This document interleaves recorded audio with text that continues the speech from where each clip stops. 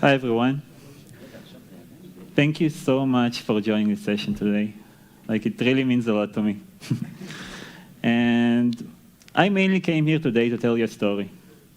Tell you a story about policy-based governance and a multi-cluster Kubernetes environment. During this story, we will go through how an organization is able to transform itself from a messy, unstandardized environment into a strictly regulated system in which nobody can do anything without the big brother watching him. So as we go through the story, we will see how we manage to take advantage of open source CNCF projects and leverage them in order to take a huge Kubernetes environment that consists of hundreds of clusters and onboard it into the governance stack. My name is Michael Kotelnikov, or Michael Kotelnikov in Hebrew, and I'm a cloud architect in Red Hat Israel. I'm working at a professional services group, and yeah, it mainly means that I come to Red Hat customers and organizations that work with Red Hat and provide solutions that may help them onboard Kubernetes and manage properly. And today's story, the story I'm going to share with you today, is based on an engagement that I went through and I'm still going through in the past 2 to 3 years. And I think that the main goal that I'm trying to share in this session is how we were able to achieve this goal, first of all. And secondly, what are the challenges, what are the decisions, and what are the risks of going through this process together with your organization or in your environment. Because it's not a simple process to go through. It's not a simple process to govern and provide policy-based aspects to your environment.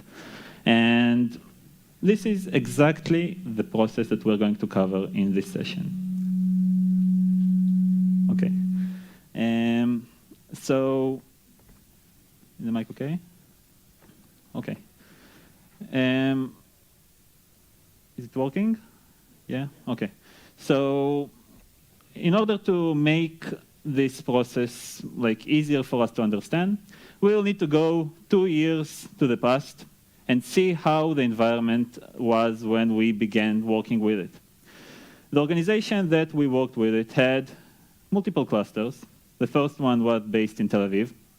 And the main business was around deploying applications and Kubernetes instances closer to the edge.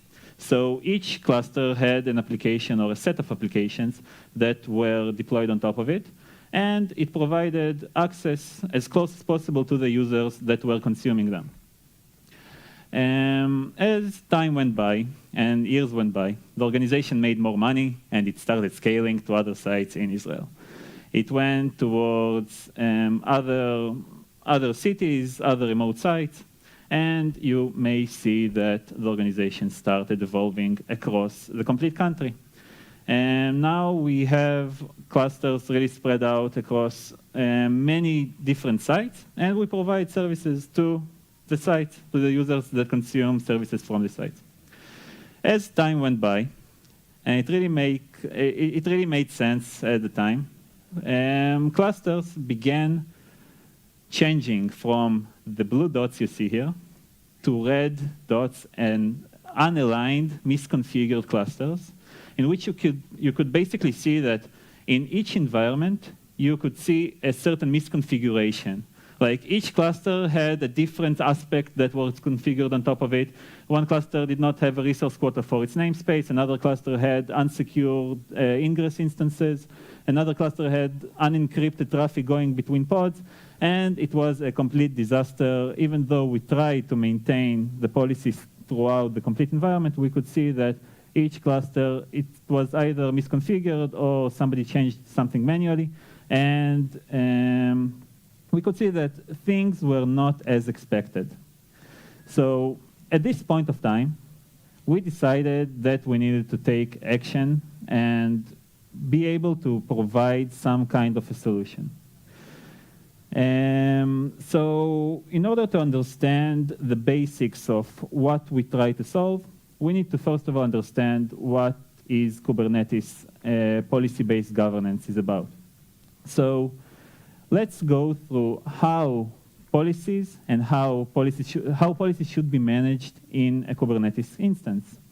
This model that we're going to go through is a model that designed by the which is designed by the compliant SIG in Kubernetes, and it was provided as a kind of portfolio that you could implement in your environment and manage it as part of your organization.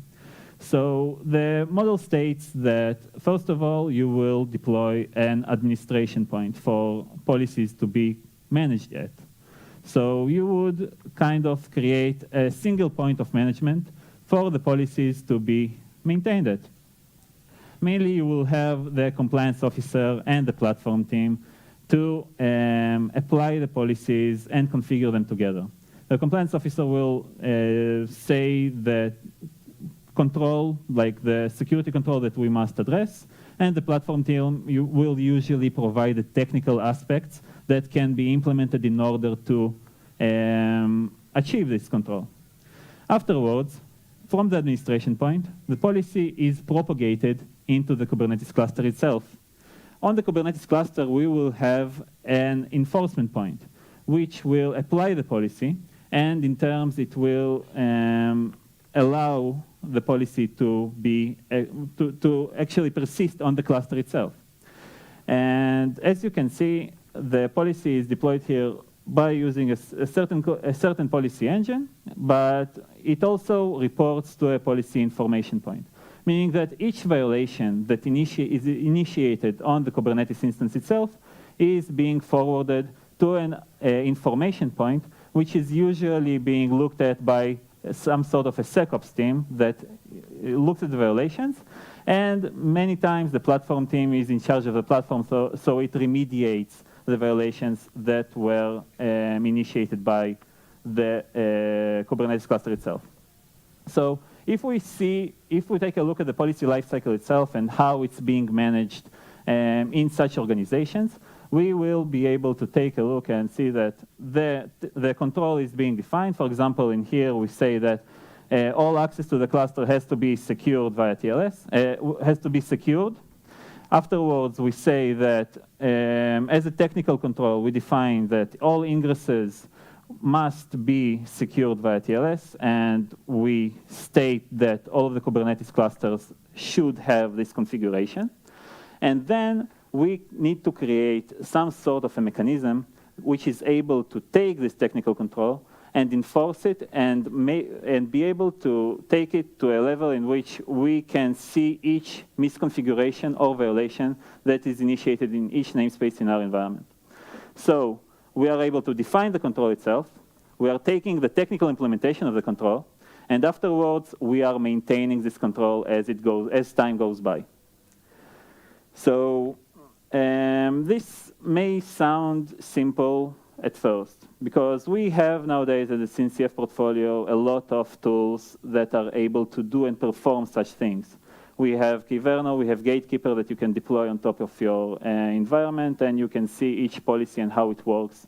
And like you can basically track each violation in a single cluster. But when you move towards multi-cluster, some things may change, and some things may need to be adapted to when you perform this kind of evolution. So in this, if we take a look at a core concept that we need to address when we go to multi-cluster, we need to address the concept of baselining. Because you need to be able to control all of your clusters and make them look like soldiers. Each cluster should be in a certain uniform that the cluster that stands right next to him is wearing. Nobody can change, and nobody can actually be different from each other.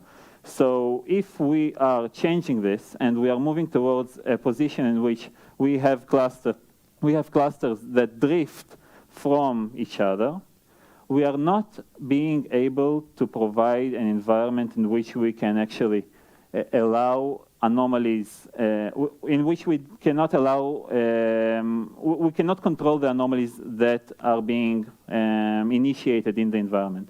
So if there's something that happens and is being investigated by the team, we can actually see that some clusters might be drifting from each other, and it really makes investigating the issue harder. So if we take the model we saw before, the policy-based governance model we saw before, and we take a look at how it might need to be adapted when we change towards multi-cluster, we will see that the administration point will mainly remain the same. We will still need a point in which we can manage the policies and see and address them. We will see that the information point will probably remain the same.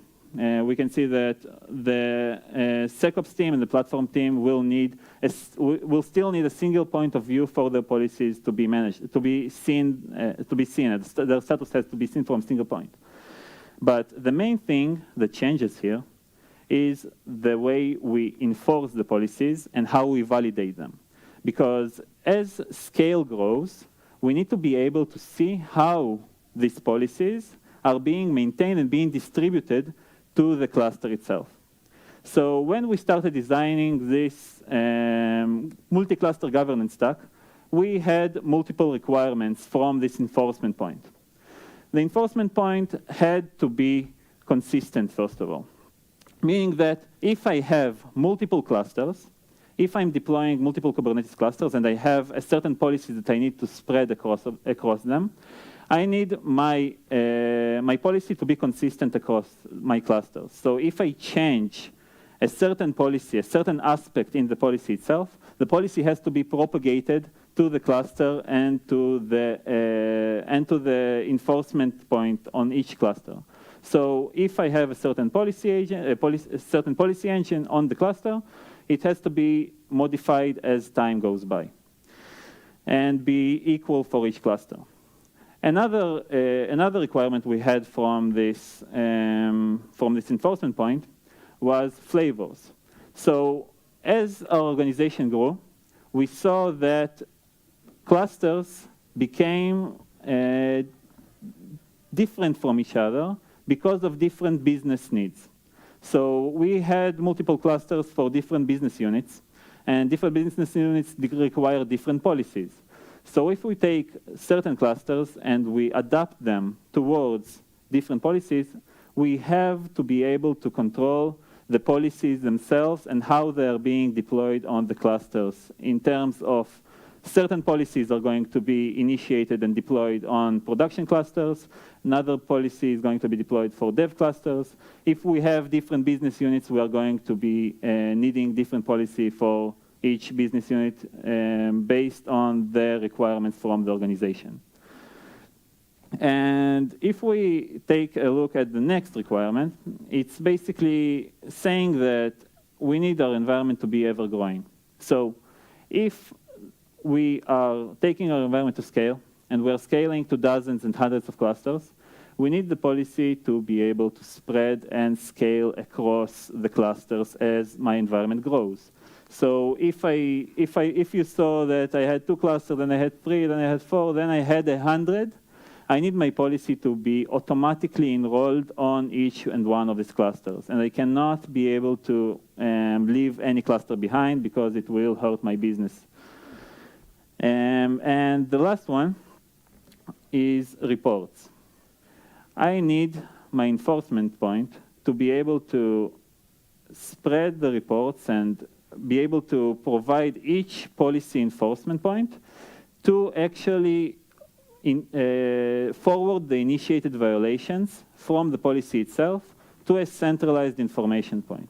So if we can see the policy information point that has the 3 clusters inside of it, you will see that if I have initiated a violation on one of the clusters, it has to be reflected in the governance stack that my SecOps team sees. So based on these requirements, me and my team together, we came up and decided to design a solution. And the fundamental base for the solution and its requirements was quite unique. And I must take a note at this point and say that there are many options here, and you can take a lot of actions, and you can use enterprise products. But we decided to go and take our policies and treat them the same way we treat our applications. So if you think about it, the things that I described before are things that we have already solved when we are dealing with applications. We are able to scale our application automatically to clusters that are being deployed in our environment. We are able to take and monitor the applications as the environment goes and grows. We are able to provide different flavors to our applications as my flavors extend. I can perform multiple baselines for applications for different environments. So we decided to take this approach and deal with policies the same way we deal with our applications in the environment. So the first thing that you might think about when you deal with applications is, where do you store them? And at this point, we decided that we are going to store our policies in Git. So we are able to take the policy itself, the definition, the governance rule that we want to initiate, and place it inside of Git. So the administration point is actually needs to be propagated with policies from a Git instance. Afterwards, we decided that we need to have a certain Kubernetes native platform for deploying these policies, because we have multiple solutions nowadays that allow policies to be propagated on top of clusters, and taking it and managing it as an extension to the Kubernetes API makes it much easier and much more declarative for users and platform engineers to actually manage the policies and evolve the policies as the environment grows. So if I have another requirement for a certain policy, it will be much easier for me as a platform, in the platform team, to create the policy as part of my daily routine if it's being generated by a YAML that is deployed by Kubernetes. So in this case, we have multiple products that do it. I chose Gatekeeper in this case, but you could go with Kyverno or any other deployment that you are wishing to do. If we take the next component that we need to take care of is the GitOps-based deployment. It is much easier to deploy our policies the same way we are deploying the applications, meaning that if a change is initiated in Git, I want the change to be propagated into my clusters in the environment. So if I have a policy that is being managed, and it went through an approval process of the SecOps team, for the compliance officer and the DevOps team and the platform team, the policy is being deployed into Git. All of the clusters that are affected by this Git repo, by the policy that's deployed into the Git repo, need to be applied and distributed across the environment. Basically, taking the GitOps approach allows me to scale my policies across the cluster in much an easier fashion. So in this case, we went forward with Argo CD that fetches the policies from the Git repository and spreads them across the cluster as my environment grows. New clusters that are enrolled into Argo CD can be applied with the policies that are inside of the Git repo. And the next aspect that we need to take care of is policy customization. And since we are working with YAMLs and basically we are working with Kubernetes CRDs as an extension to Kubernetes API, we are able to take tools that modify YAMLs, that provide customization to YAMLs as based on templating or overlays. It depends on what your organization chose. You could take a specific policy template and create different value files for each policy. So, for example, in this case, I have provided a different value file for the policy that's going to be deployed on flavor A, and I have provided a different value file that's going to be deployed on flavor B. The flavors can provide more restrictive or less restrictive policies based on what I chose as the organization's compliance officer, for example. And the next challenge that we need to take care of is the policy observability itself. And the way we actually take the policy and provide its status either to the SecOps team or to the platform team itself. So in this case, you can take the agent that's deploying and managing the policy and scrape metrics and export the policies as specific metrics to your environment. You could use an alert manager to forward your policy result to different kind of ingesters, or you could forward the metrics into a centralized stack like Thanos or Victoria Metrics, and basically allow the user to see these metrics and to act upon the violations as they are initiated. So as we can see from the stack, from the technical implementation that we went through, we are able to take the policy itself and manage it by using certain CNCF open source tools. And let's try to take this kind of methodology and provide a very big picture by using all of the things that we went through in this presentation. One of the things that we try to tackle when we just onboarded the policy multi-cluster governance stack was a pretty bad culture of namespace creation across the environment.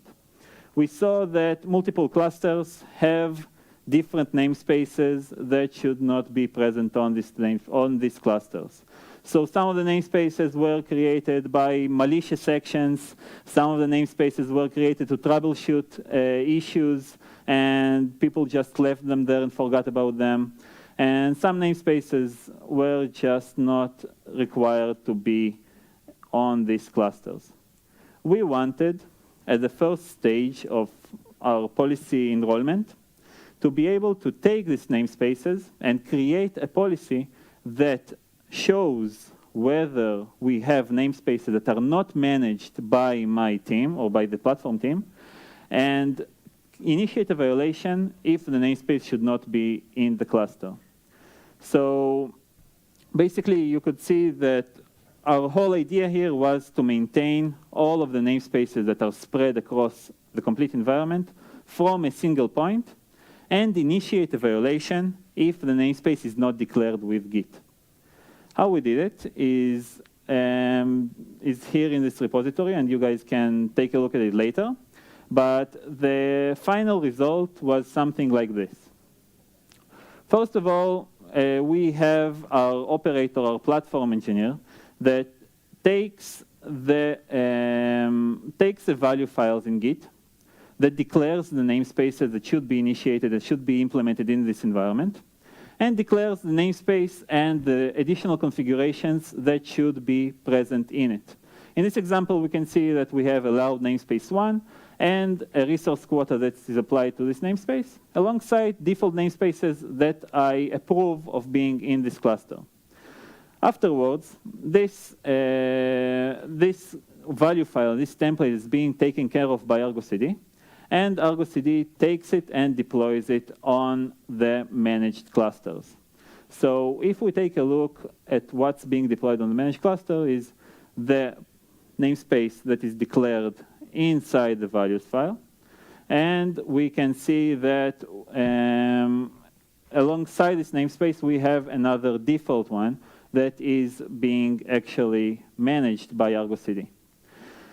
The policy itself, since it has a declarative way of showing the namespaces that are being managed in the cluster, is able to see which namespace should exist on this cluster and which namespaces should not exist in the cluster.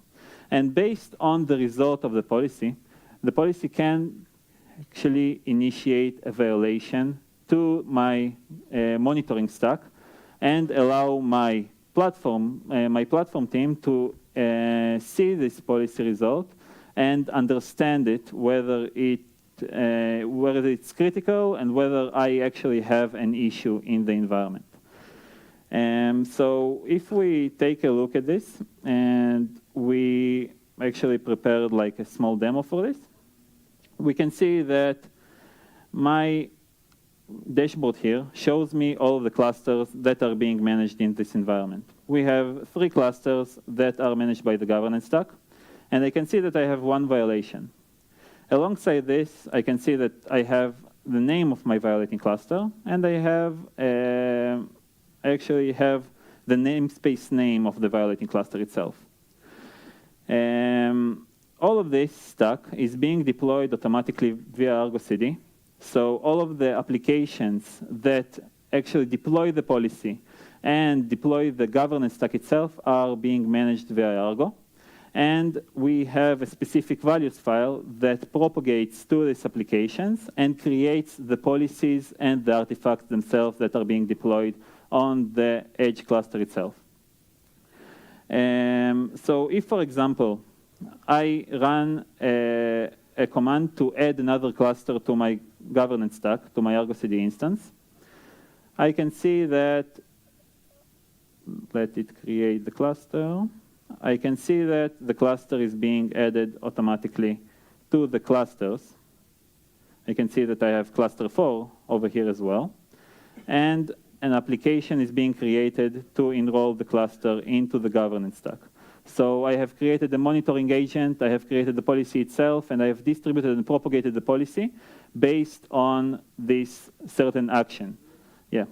And if we create a namespace on this cluster, we can see that I've created a manual namespace on this cluster itself, and we can see that this namespace is being monitored by the policy stack itself, and it will initiate another violation in my dashboard as it should take a few seconds, and it will initiate another violation for the created namespace.